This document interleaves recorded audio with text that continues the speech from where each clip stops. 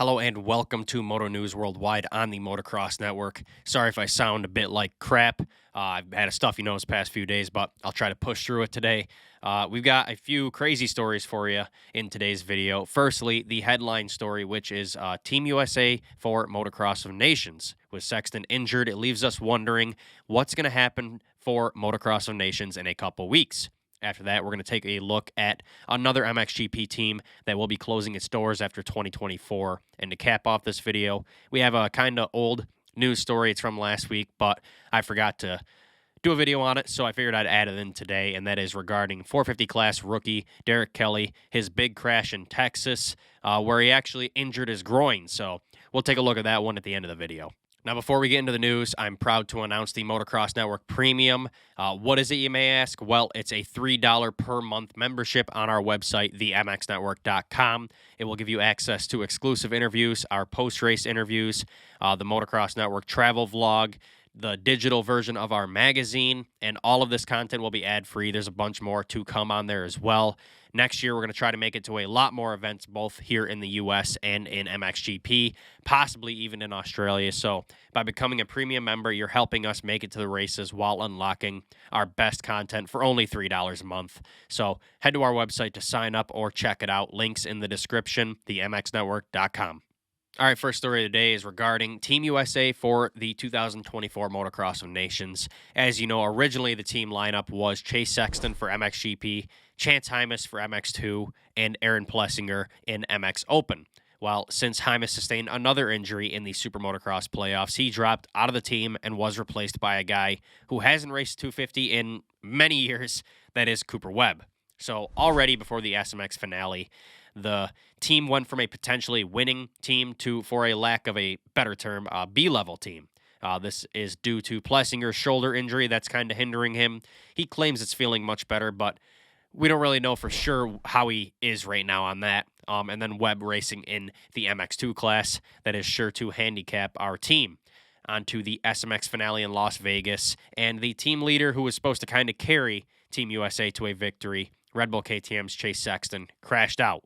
Although we have yet to get confirmation on the level of Sexton's injury, it is believed to be a broken right hand, so he is out for Motocross of Nations. That's a guarantee. Now, I'm sure all of you have already seen the incident between Sexton and Barcia where he broke his hand, but for context in the video, I figured I'd add the clip. Here is that crash.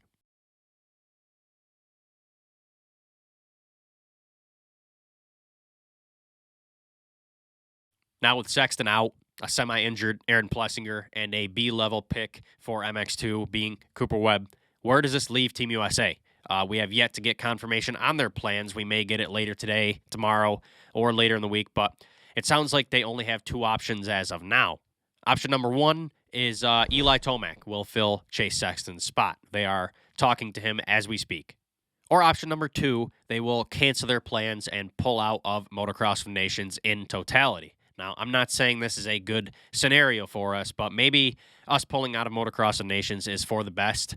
You got to remember Eli is kind of still in a rebuilding phase. Yes, he's been looking good, and he looks to be healthy, but for his best interest in the World Supercross title and his retirement tour in 2025, I don't think risking it at Matterly Basin is the best option for Eli right now.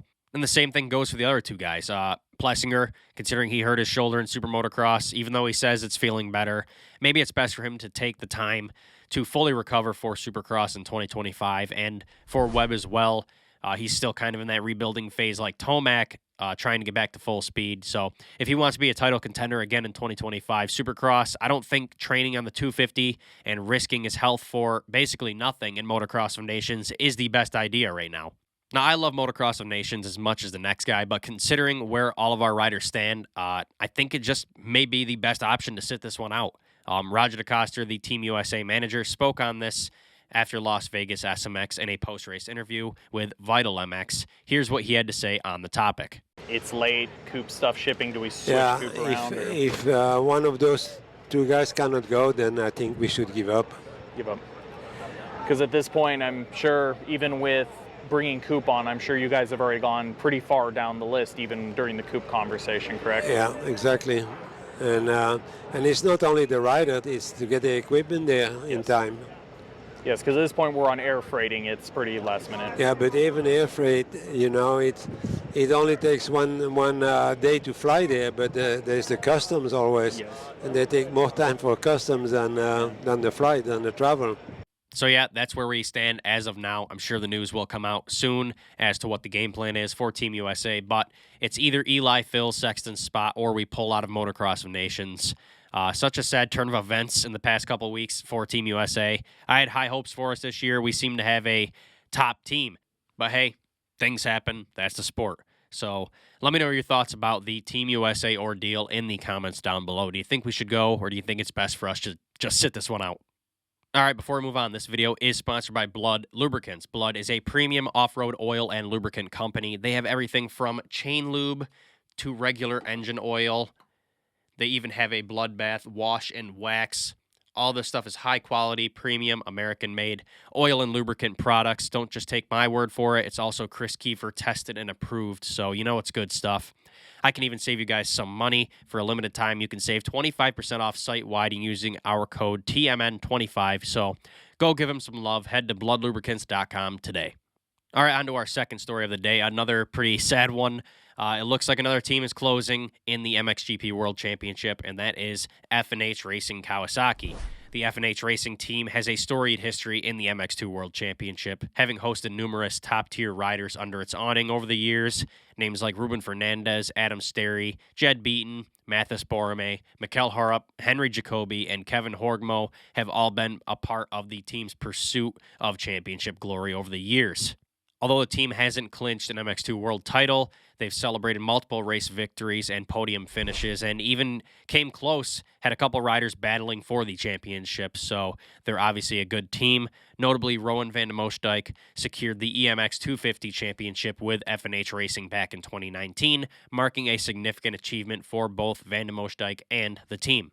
Heading into the 2024 season, F&H Racing scaled down to a single MX2 GP rider, that is Quentin Pregneres, the rookie, alongside the WMX racer Courtney Duncan. However, it's been announced that the team will shut down operations at the end of the season, making the final round in Spain an emotionally charged event for all involved. F&H Racing has been known for its professionalism and obviously being a top team in the paddock over the years. Previously, they enjoyed support from Kawasaki, but that partnership dissolved ahead of the 2024 season.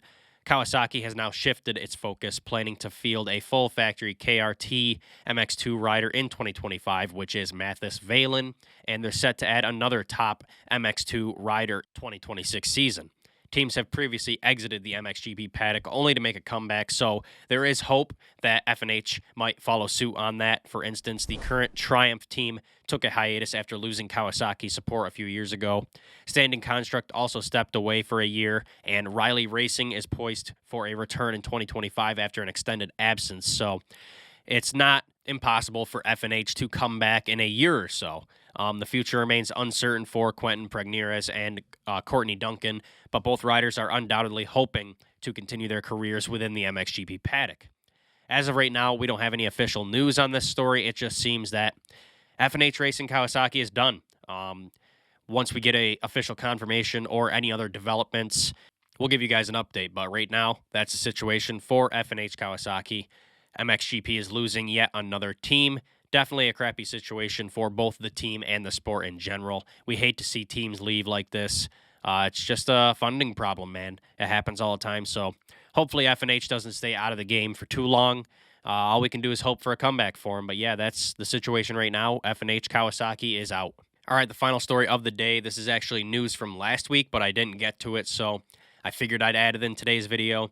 AEO Powersports KTM rider Derek Kelley had a pretty solid rookie 450 season in 2024. He did miss all of Supercross due to an injury, but upon his return in AMA Pro Motocross, him and the team decided to move him up to the 450 class, as he is a bigger guy, and it turned out to be a good decision for him. He finished within points-paying positions in 7 of 11 rounds this summer, so he was a regular points-earning rider. With such a stacked field this summer, that was pretty good in my opinion, especially considering in the in the 250 class, he finished around the same, actually a little bit worse. He kind of struggled to earn points in the 250 class, so to go from that to a regular points earner on the 450 is pretty amazing. entering Super Motocross, he had to race the LCQ to qualify for the main event, as he didn't have enough points to secure a playoff position. Unfortunately, at round 1, he didn't qualify in Charlotte.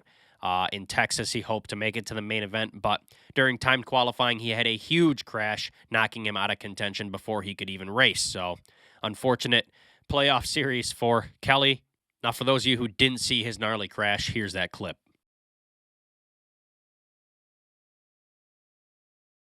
Now, luckily, he is all right, but he had to miss the finale in Vegas this weekend due to the amount of swelling from this crash. He unfortunately took a handlebar to the groin. Luckily, he didn't hit his package, but it was just to the side of it, a couple inches away. He ended up with a hematoma and a lot of pain, so that's why he decided to sit out this weekend. But yeah, luckily, he's all right. Here's the update from Derek Kelley himself. What's up, everybody? This is a little update on what happened last week at Texas Motor Speedway. Long story short, I had a crash in qualifying and took a handlebar to my groin area. Nothing ripped, nothing broken, but just extreme swelling and bruising in that area.